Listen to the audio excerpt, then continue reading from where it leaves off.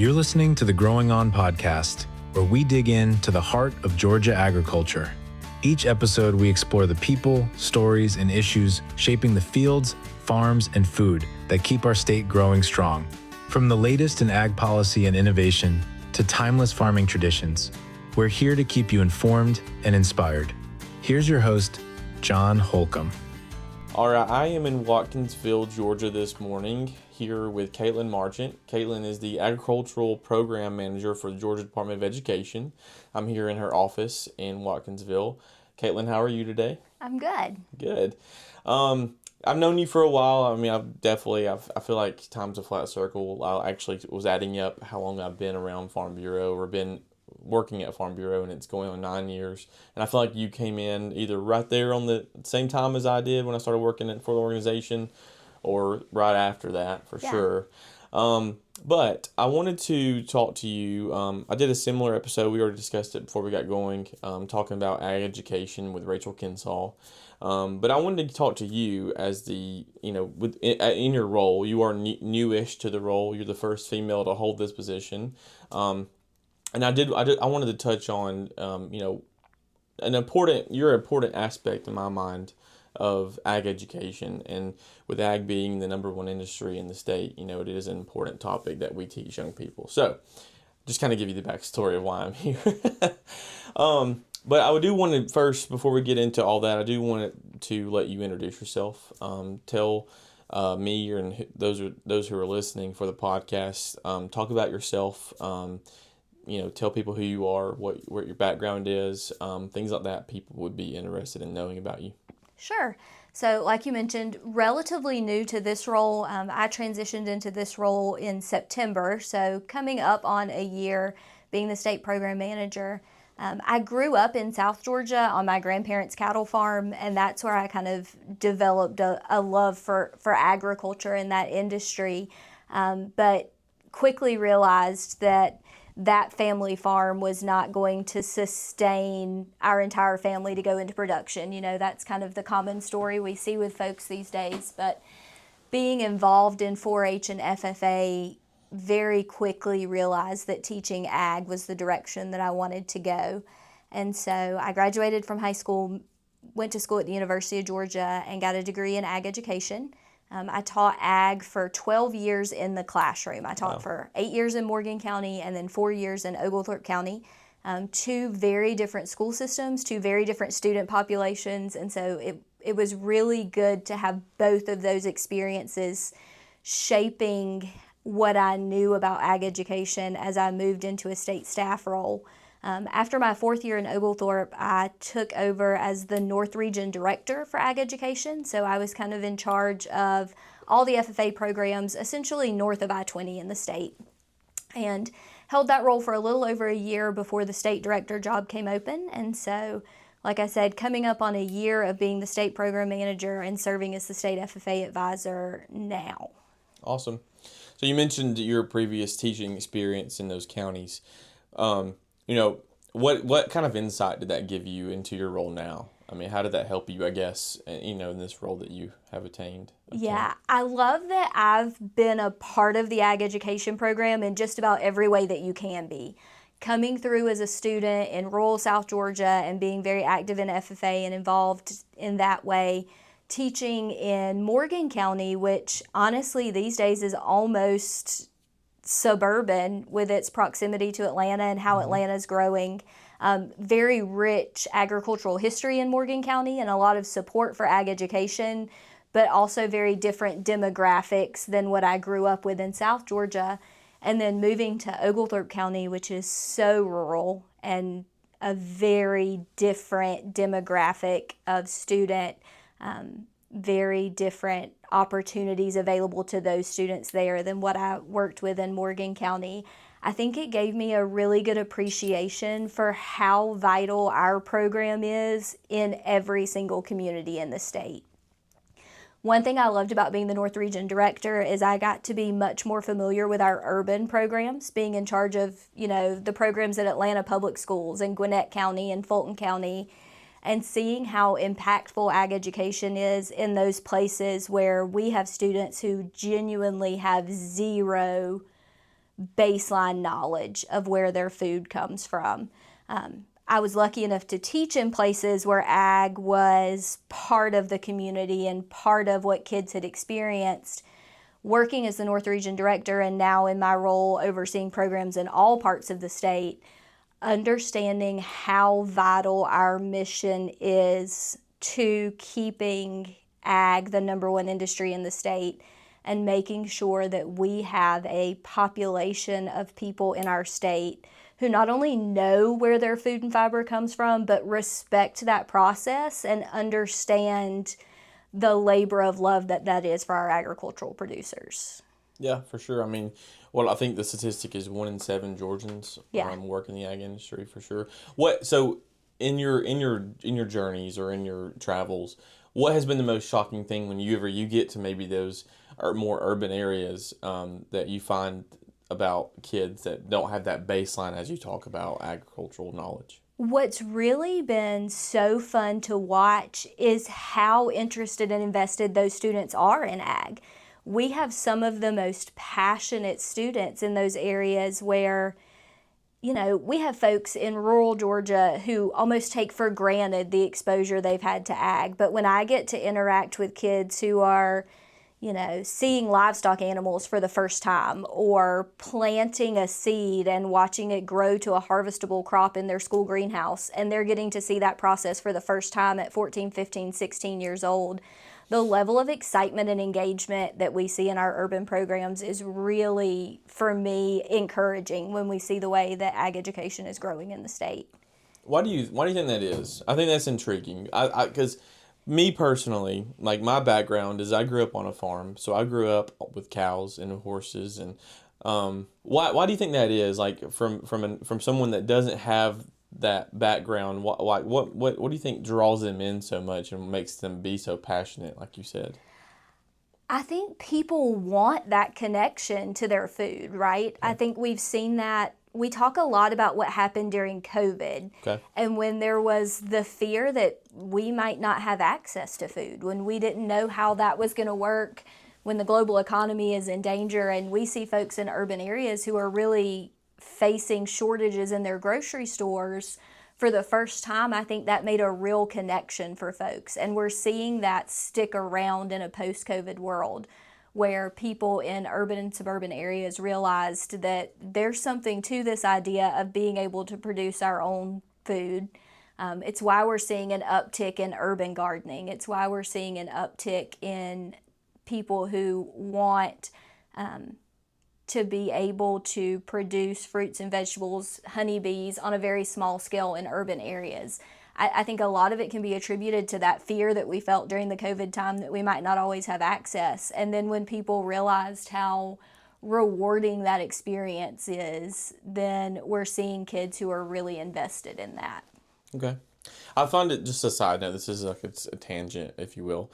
I think it's crazy to think about that. Number one, COVID has been 6 years ago since the start of the pandemic. But what's crazier to think about in my mind is how those kids that got sent home with homework or possibly a tablet or a computer, they're now in a completely different stage of life. Some of them started with, that would have been middle school whenever that happened. And I just find that it's crazy to think about in that regard. You have kids that were in elementary school that are now possibly in high school or late middle school that were in the middle of that pandemic. And that's just... We talk about all the time, one of the biggest challenges for us in education during COVID, there are some subjects that lend themselves to the digital instruction that we had to do. Ag has never been one of those. Right. And so for us, we had to completely change the pedagogy that we were using. We had to completely change curriculum. And the fact that we continued to see our program stay strong through that is, I think, a real point of pride for those of us involved in ag education, that we weathered that and that our numbers are growing in a post-COVID world. Yeah. We're seeing more engagement and investment. I think that goes back to your point of what you said of like how people decided to be more connected for the first time because they realized that, oh wow, like the shelves, it doesn't. You realize our food system. I feel like our food system is robust. I don't want to undermine that whatsoever, but I do think it shocked people into the fact of things can change very quickly. and maybe be more cognizant of that fact for sure. But. And we've been really intentional. We 3 years ago created a position in state ag ed where we have an urban suburban specialist. So we have someone who works specifically with those groups to make sure that they have the same access that our more established ag and FFA programs have.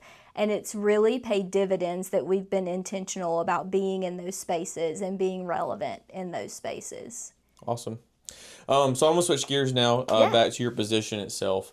For someone that doesn't know, that maybe would like to know more about what you do, give us an insight as to what your position does for agricultural education. Sure. Or agricultural program. Sorry.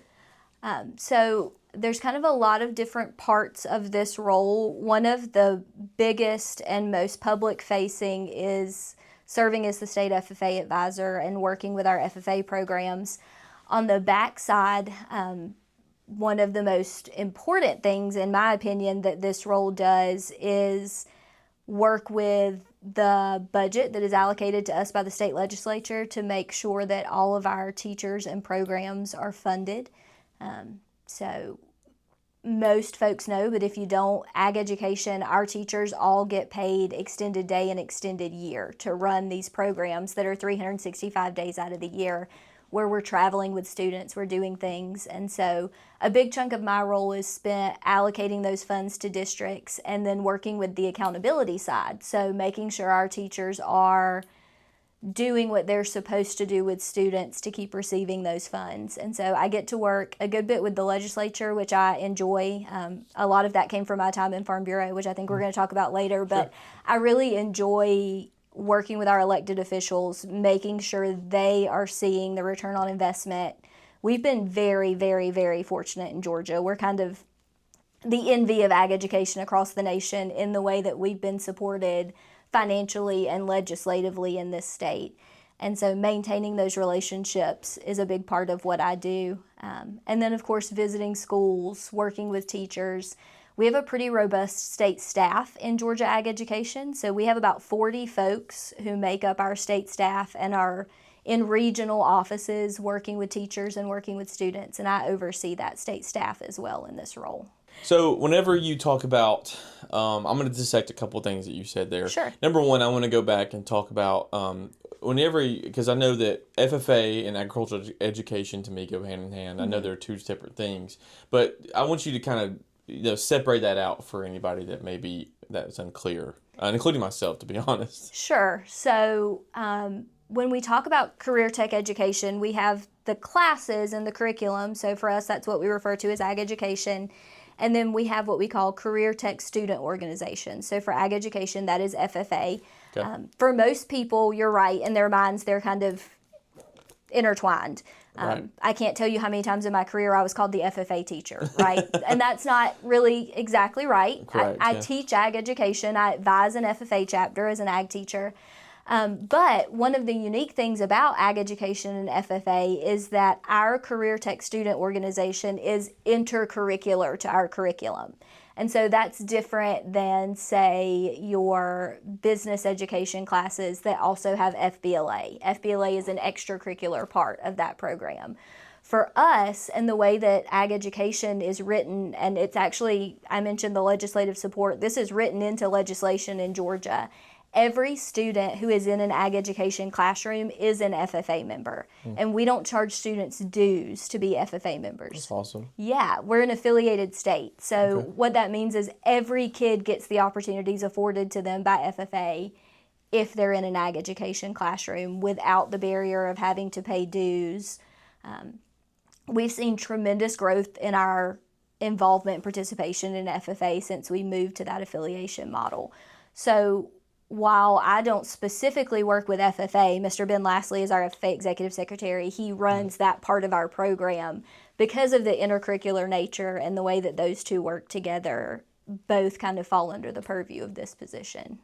So you mentioned that Georgia is kind of the envy of agricultural education in that regard. I'm assuming that kind of the way that the legislature is involved is kind of why you say that.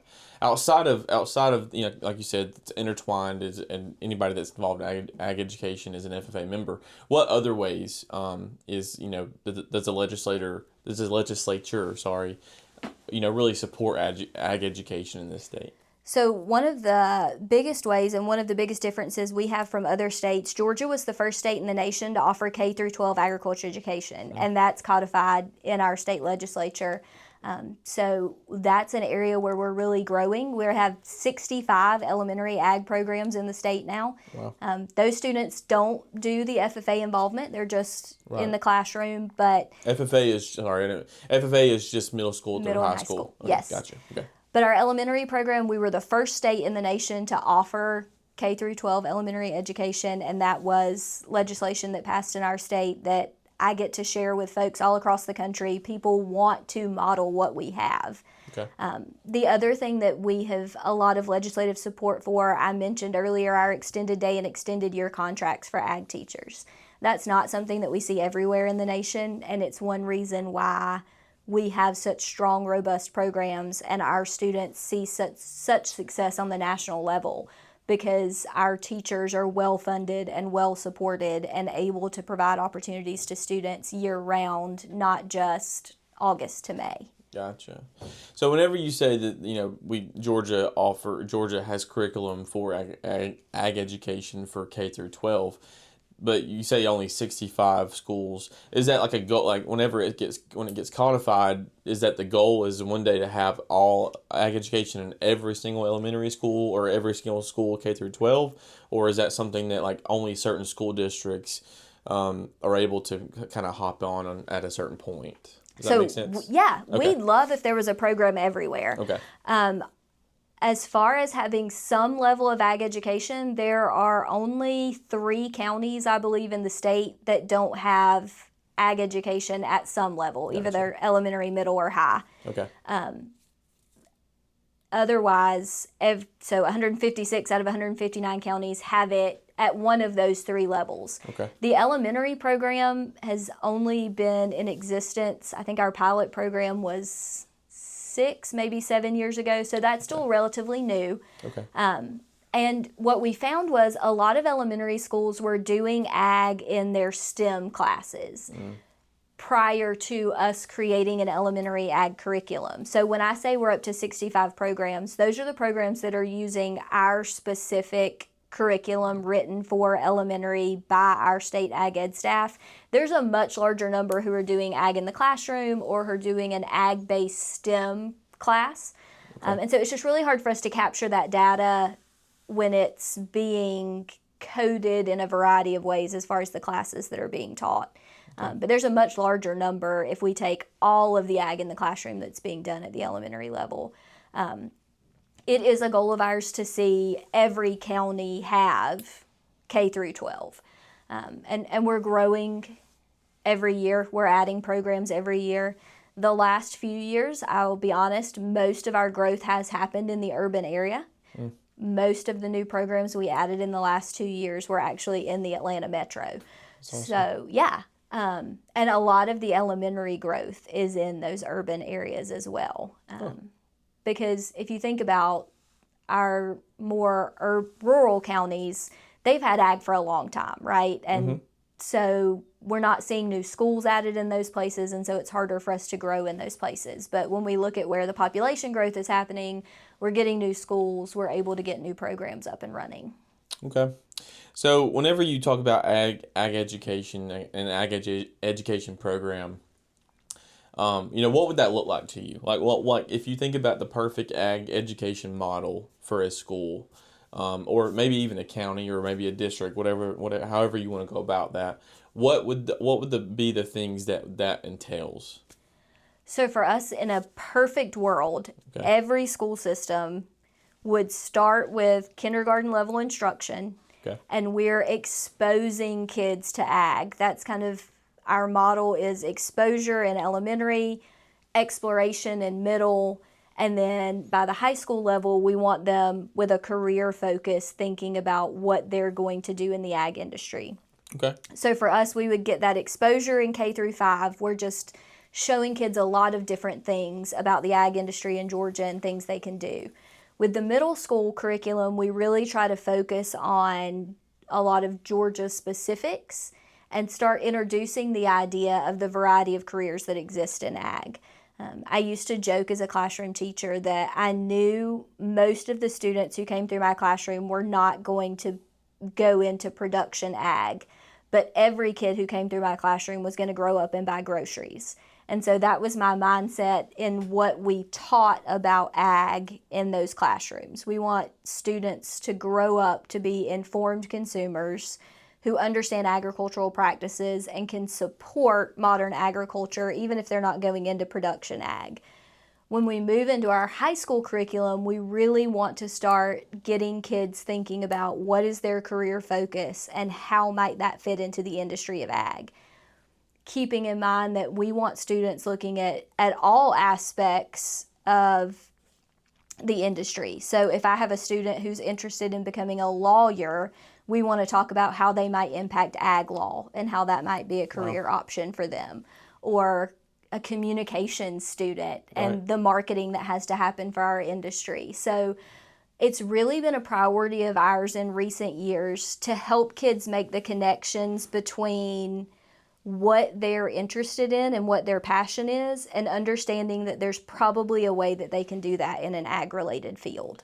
That's a really unique perspective. I've never really thought, because in my mind, whenever I think about what you were talking earlier about that career pathway, right? Mm-hmm. I'm thinking like, you're wanting them to think about maybe being a mechanic, like, and those are obviously important, but I did not think about the lawyer aspect. That's really unique. And when you think about the way that our industry functions now and where we really need the support, we need people in those careers who have an understanding of the ag industry. I would love if we produced actual farmers out of every group that we graduated, and we need some level of that. Mm-hmm. But we have 80,000 FFA members. Yeah. They don't all need to go into production ag. Right. But we do want them to go in careers where they can impact and influence policy and public perception, and we want them to have that strong agricultural knowledge base to go along with that. That's really cool. That was so good. I like that. So I want to move on to Georgia Farm Bureau and Young Farmers and Ranchers, because I feel like alongside FFA and ag education, I feel like, which are very synonymous. Goodness. I feel like another area that could be is Georgia Farm Bureau in terms of, like you just mentioned, being involved in advocacy and helping drive policy, what have you. But I want to first get you to talk about your Georgia Farm Bureau tenure, if you will, or experience, how long you've been involved with the organization, how you got involved, and whatever else you want to mention. Sure. So a lot of that starts with choosing to have a career in ag education. My first real involvement with Farm Bureau came when I got hired as the ag teacher in Morgan County. The expectation there was that the ag teacher attended their monthly county board meetings and just gave an update on what was happening in ag ed in their county.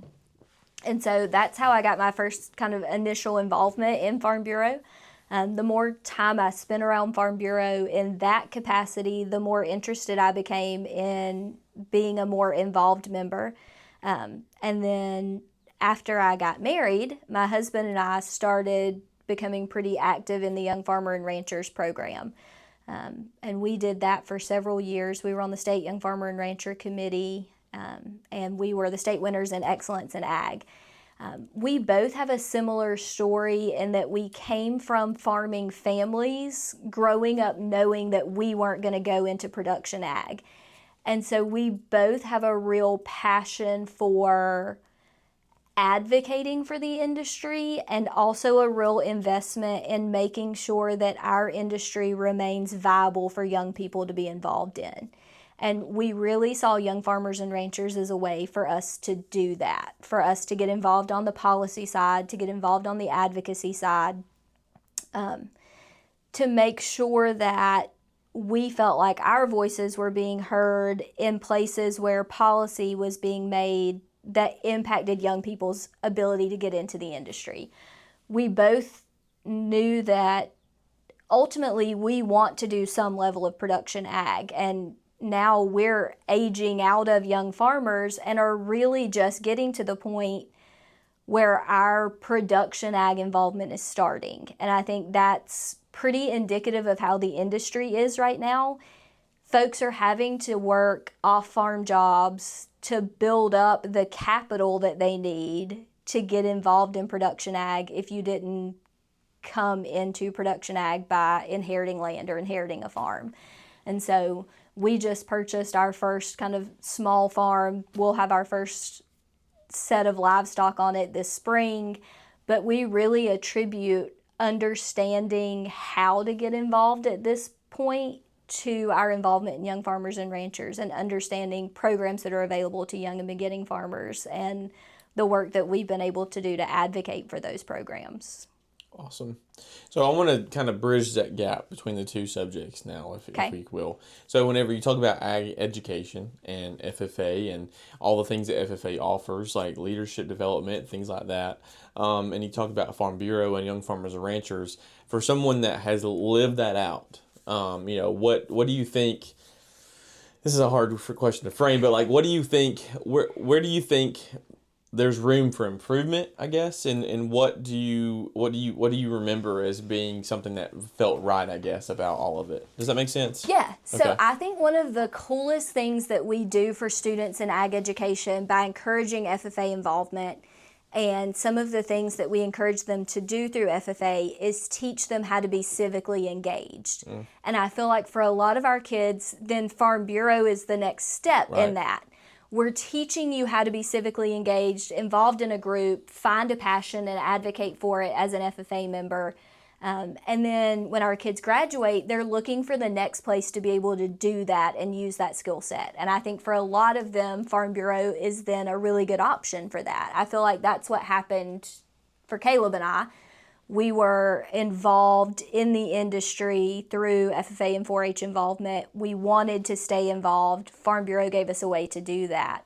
I think an excellent example that just happened this year that really highlights the strength of the partnership between our two groups.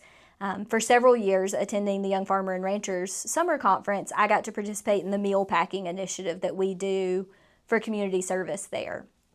Well, for the last 2 years, I've been saying we should really do that at State FFA Convention. This year, we packed a little over 100,000 meals at State FFA Convention. Cool. Yes, over 500 students. I was able to take something that I got from my Farm Bureau experience, translate it into something our high schoolers can do, and show them a path forward. And Farm Bureau was a partner with us on that project, being able to implement that community service for our students and for them to really see the way they can make actionable difference in their community. Because when we talk about what we want students to do, and this is where I get really passionate about it, we talk about wanting them to have careers where they advocate and they're involved in the industry. Ultimately, we want them to do that in their communities. We want them to be civically involved. We want them to be engaged. We want them to advocate for ag in their communities as adults because they understand the industry, having come through our program. Farm Bureau gives them the perfect way to do that, and in my mind, helps us create, through programs like Young Farmer and Ranchers to DC, County President's Trip to DC, what we're building is a pipeline of students who turn into adults who understand and can advocate for our industry, even if they're not directly involved in it. Awesome. That was really well put. Yeah, you definitely are passionate about it. Yes, I think it's such a strong partnership and really creates such a good pipeline for us as agriculturists to make sure that not only are we educating the public, but we're creating this group of people who are going to move through their entire lives understanding the ag industry and being willing to fight for it in their communities, and hopefully even with elected officials or becoming elected officials on the state or national level.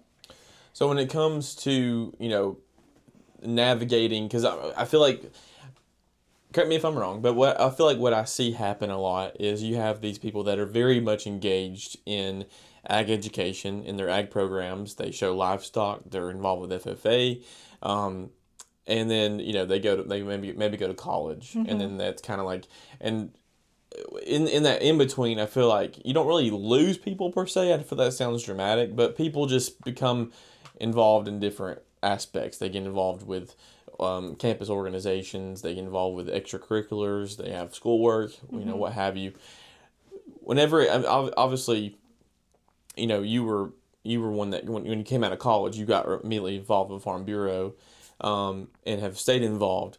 That in between, I think, is what I would like for you to like touch on in a sense of like where from someone that was there, what could be the catalyst to not have that gap and to or at least bridge it easier whenever someone does find themselves in a post-college world, whether they're involved in ag industry or not, honestly. I think that's kind of multifaceted. First off, I'm so envious of the students who come through at ABAC and UGA now with the collegiate YF&R programs. Those didn't exist when I came through, and I would like to think that I would have been involved in them if they had. I think those programs growing and strengthening has done a lot.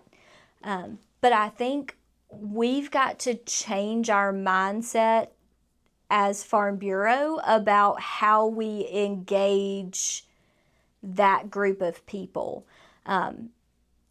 I came off YF&R, aged out of YF&R this year, and actually became county president in Oglethorpe County, which is not a transition that a lot of folks get to make. That's just not the way that the organization is set up for people to see that kind of transition. And so I think we have to be really intentional as Farm Bureau about making sure that we're providing some sort of value and some sort of programming that targets that demographic. Because you're right, for lack of a better term, we do lose folks, and it's a lot harder to get them back once they're gone than it is to keep them engaged throughout.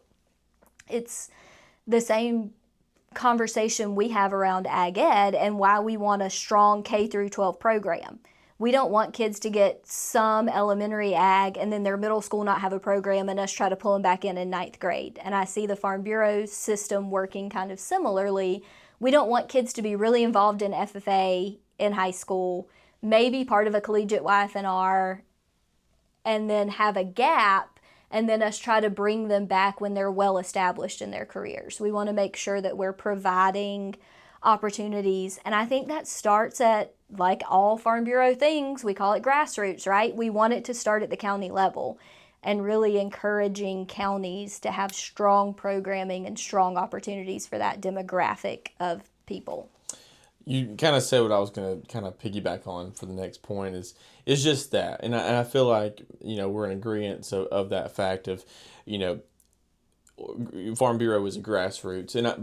But kind of like to your point of ag, from the side of ag education, starting them young. And I know that's not grassroots, but it does feel that way whenever you start at that age. And I feel like that's kind of where I wanted to go with this conversation, honestly, and I'm glad we did get to go there because of that reason. I agree with you. I think one big thing, and I think the great thing about what you're doing and what Georgia is doing and ag education is doing is starting them out even younger than it sounds like anywhere else in the country, which is great, and hopefully continue to let that momentum keep going, for lack of a better term. It's almost like keeping a fire kind of kindled, if you will, like kind of keeping it a little, like not letting it burn out. And I think that what you're doing and what it sounds like is that's what's happening, or hopefully that's at least the hope for sure. So. That's definitely the plan. That's, you asked about in a perfect world what it would look like. That's what it would look like in a perfect world. I think we've made really significant strides in recent years to get that program really strong all the way through, and I think you're right in that's exactly what, in my mind, I almost see Farm Bureau as an extension of that. Like, we're invested in our kids after they graduate. We want to know that they're staying involved and have opportunities to do things related to our industry, and I think there's a really great partnership now between Ag Education and Farm Bureau, and I can only see ways for that to continue to grow and develop and us to create this strong pipeline of agriculturists in the state. Awesome. One last question I have for you, as in your role with Department of Education, like you said, you are newish, fairly new to the role, about a year at this point. Where do you hope to take the program? Like, what's a goal of yours that you hope to, see out in your role? I think one thing that is really important to me is that we continue to modernize and stay relevant in ag education while hanging on to the traditions and the history that make ag education and FFA as strong as it is in the state. We have seen tremendous growth, and we're targeting and impacting and influencing whole different demographics of people than we were even 10 years ago.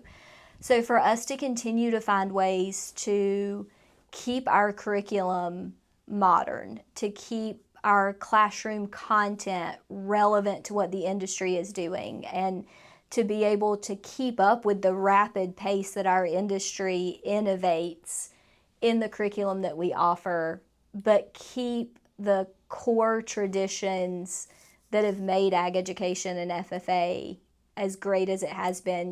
We're coming up on our 100th year. We're 2 years away from our 100th year anniversary of Georgia FFA. Wow. And we are making all of these plans to celebrate the 100th and the success that we've had. My hope and goal is that we don't get so caught up in tradition that we forget to innovate.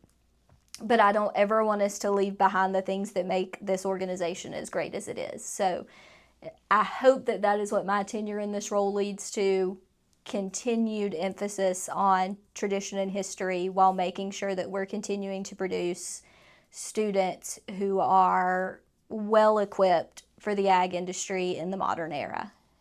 Awesome. Well, this was great. Yeah. I appreciate you having me. This was a really good conversation, and I think it went really well. And I just thank you for the work that you're doing. Honestly, I enjoyed this. Yeah. Thank you. Thank you. Thanks for listening to the Growing On podcast. Be sure to tune in soon for our next episode. Until then, be sure to rate, review, and subscribe to the podcast if you haven't done so already.